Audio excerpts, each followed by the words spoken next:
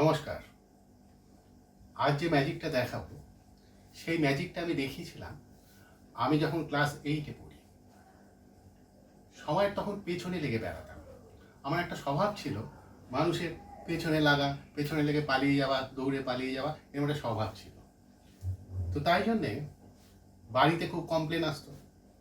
তো কি করবো, আমার স্বভাব পেছনে লাগা, আমি পেছনে লেগেই যাচ্ছি, কমপ্লেন আসছে, পেছনে লেগে যাচ্ছি, আবার কমপ্লেন আসছে। তো হলো কি, লাস্টে বাড়ি থেকে আমায় তাড়িয়ে দিল।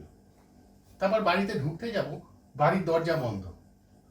বাড়ির দরজা বন্ধ, কি করে ঢুকবো বাড়িতে? তো একটা মন্ত্র শিখেছিলাম, হলদে সবুজ ওরাংওটাং, ইট পাটকেল চিট পটাং। এইটুকু বললেই হয়ে যাবে। এবার আপনারা ম্যাজিকটা দেখুন। আমি দৌড়ে ঢুকে যাব।